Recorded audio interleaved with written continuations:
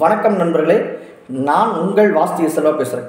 இன்றைக்கி நம்மளுடைய வாஸ்து பதிவுகளில் ஒரு வீட்டின் கட்டுமான அமைப்பு தொடங்கி பல மாதங்களாகவோ இல்லை சில வருடங்களாகவோ பாதியிலேயே நிற்பதற்கான காரணங்கள் என்ன அப்படிங்கிறத பற்றி தான் பார்க்க போகிறோம். அந்த வீட்டின் கட்டமைப்பு வாஸ்து விதிகளுக்கு மாறாக அமைந்திருக்கும். இது முதன்மையான காரணமாக இருக்கும். அடுத்தது, பெரும்பாலும் வாஸ்து விதிகள் படி அமைந்திருந்தாலும் சில வீடுகள் தடைப்பட்டு நிற்பதற்கான வாய்ப்புகள் நிறைய இருக்கும். அதுக்கு என்ன காரணம் அப்படின்னு பார்த்தீங்கன்னா, ஒரு வீடு கட்டுவதற்கு நீராதாரங்கள் மிக அவசியமானது.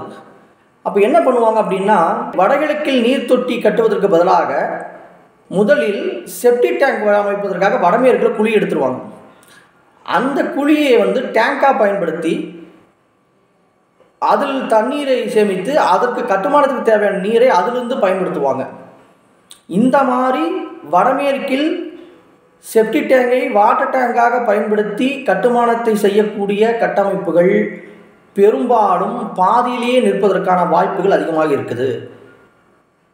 அவர்களிடத்தே பணம் இருந்தாலும் அந்த வீட்டை தொடர்ந்து செயல்படுத்த முடியாமல் தடைபட்டு போய் இருக்கும்.